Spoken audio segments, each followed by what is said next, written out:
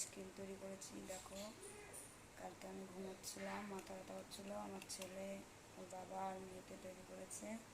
কেমন হয়েছে দেখো। তোমরা কে কে এরকম করে আইসক্রিম তৈরি করো কমেন্ট করে জানিও। ভালো লাগলে শেয়ার করো। কী দিয়ে তৈরি করেছে ওরা আমি জানি না। এগুলো আবার সকালবেলায় খেয়ে নিয়েছে, খেয়ে নিয়ে আবার বসিয়েছে। এই যে,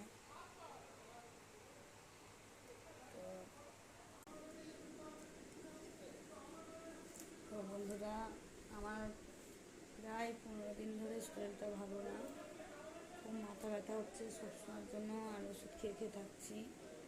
মাথা ব্যথার সাথে গা হাত পা কাঁপছে, গা বমি দিচ্ছে, শরীরটা একদম ভালো লাগছে না। কাল রাত 2টোর সময় উঠে ওষুধ খেয়েছি, বিকেলে একবার খেয়েছি।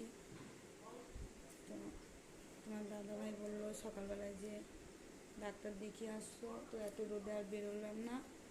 বিকেলবেলায় যাব, ডাক্তার দেখিয়ে আসবো, নাহলে হবে না। সবসময় চোখ টোক নিয়ে মাথা নিয়ে শুধু টনটন করছে, গা গুলাচ্ছে, কিছু খেতে পারছি না।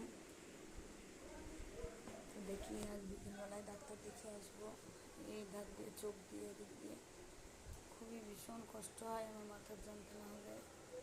রাঁধতেও ইচ্ছে করে না, খেতেও ইচ্ছে করে না, তাও কী করবো বলো, কেউ নিয়ে বাড়িতে করতে